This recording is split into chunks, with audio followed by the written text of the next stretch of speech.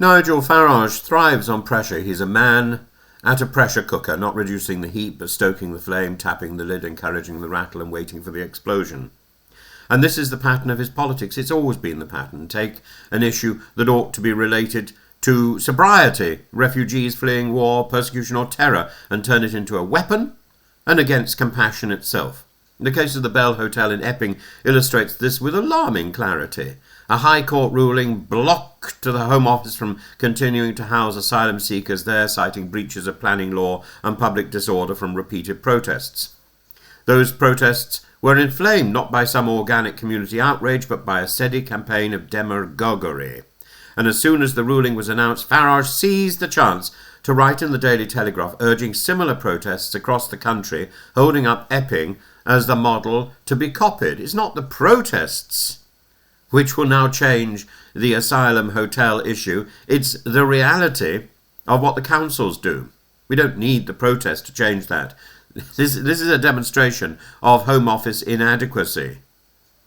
And let's stop for a moment and listen to the voices we rarely hear. One of the residents of the Bell Hotel, Kanda Mohammed, who fled Somalia after his sister was killed by Al-Shabaab, pleaded for an end to the protests. He described living in pain and fear as demonstrators gathered outside.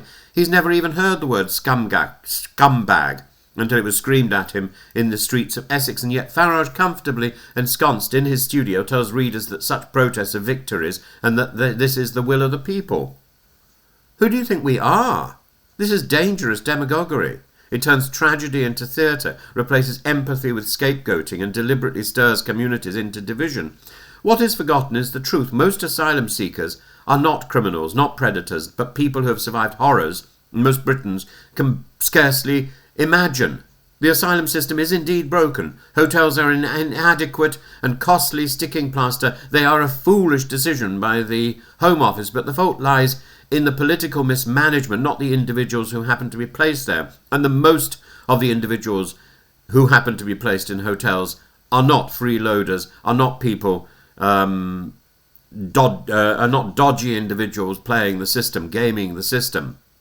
Instead of addressing the root causes, the backlog of cases, the lack of alternative housing, the exploitation by smugglers, Farage peddles the idea that the presence of refugees is itself a crime, that they are all criminals.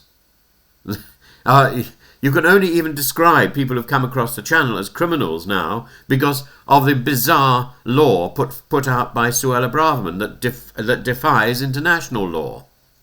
Farage calls for peaceful protests outside hotels, knowing full well that such gatherings quickly escalate into menace, abuse and intimidation. He tells his followers that young men in asylum hotels pose a threat to women and children, playing on age-old tropes from the ghetto that link outsiders with danger and violence. This is not just wrong, it's corrosive. It corrodes social trust, it corrodes political discourse, it corrodes our ability to extend basic charity to those in need, and in the process, it makes genuine reform of asylum policy, something all parties agree is needed, politically impossible. Compassion becomes toxic, generosity becomes weakness, and hatred becomes the only coin in circulation.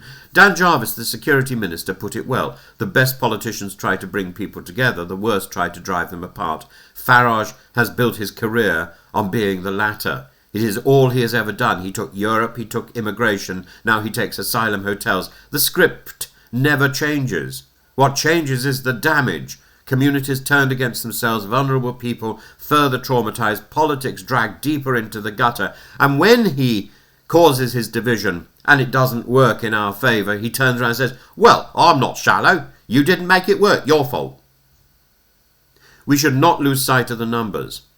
There are around 32,000 asylum seekers in hotels today, not because they want to be, but because government after government failed to plan, failed to provide, failed to manage. Hotels are not the symptoms, not the disease. The disease is political cowardice, laziness, bureaucratic delay, stupidity, opportunists like Farage who make solutions impossible by poisoning the atmosphere in which solutions might be attempted. So the question is this. Do we continue to let him set the terms of the debate, or do we insist on returning to reality? Reality in which asylum seekers are human beings, not slogans. Reality in which councils and courts cannot run immigration policy by injunction and mob pressure. Reality in which a modern democracy refuses to let its loudest demagogues define its most vulnerable. Because the truth is simple.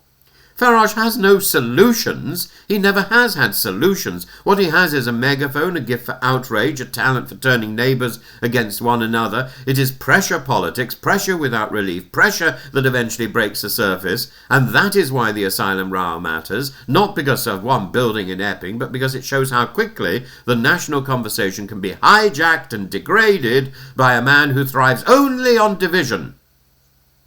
And if we continue to let Farage thrive in such a way, if we continue to let him do this, the cost will be not only paid by refugees, it will be paid by all of us, in the corrosion of truth, of civility and of compassion that once defined Britain as a nation that didn't flinch from its moral obligations.